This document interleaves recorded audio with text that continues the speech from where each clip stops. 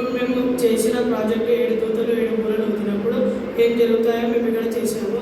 ఇది మనకు ప్రకటన గ్రంథం 8 నుండి 11 అధ్యాయాలలో 7 దూతలు 7 బూరలు ఊదుతూ భూమిపై దేవుని తీర్పును ప్రకటిస్తాయి.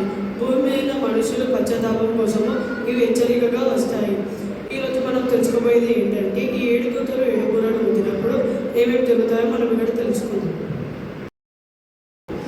ఆకాశం నుండి రక్తంతో కలిసిన వడగండ్లు అగ్ని భూమి మీద పడుతుంది. దానివల్ల 3వ వంతు వరకు భూమి మీద ఉన్న మజ్జిగ మొత్తం నాశనం అవుతుంది. దీనివల్ల భూమి మీద ఉన్న ప్రకృతి నాశనం అవుతుంది. ఇప్పుడు 2వ బూర ఊదబడినప్పుడు ఏం జరుగుతుందో తెలుసుకున్నాం. 2వ బూర ఊదబడినప్పుడు పెద్ద కొండ లాంటిది సముద్రంలో పడుతుంది. దానివల్ల సముద్రపు నీరు మొత్తం రక్తంగా మారుతాయి. దానివల్ల సముద్రంలో జీవించే జీవరాశులన్నీ చనిపోతాయి. అందరికీ ప్రైజ్ లార్డ్. ఇప్పుడు మనం మొదటి 2 బూరల గురించి తెలుసుకున్నాం కదా, అలాగే 3, 4 బూరల గురించి తెలుసుకున్నాం. మూడవ దూత 3వ బూర ఊదినప్పుడు మాచిపత్రి అనే నక్షత్రం నీరు మీద పడడం వల్ల ఆ నీరు చేదుగా మారుతాయి. ఆ నీరు త్రాగిన ప్రజలు మరణిస్తారు. సింపుల్గా చెప్పాలంటే ఆ నీరు విషపూరితం అవుతాయి.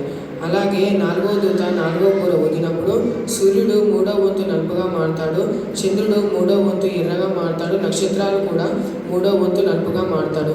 దీని వలన ప్రపంచం మీద వెలుగు తగ్గి చీకటి పెరుగుతుంది. అందరికీ ప్రైజ్ లార్డ్. ఈ 4 బూరల గురించి 2 వ్యక్తులు చెప్పారు కదా. ఇప్పుడు 5వ బూర గురించి.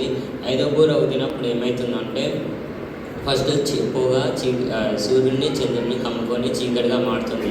ఆ చీకటిలో భూమి కింద పాతాళపు తలుపులు తెరుచుకొని మిడతలు భూమి కింద నుండి బయటికి వస్తాయి.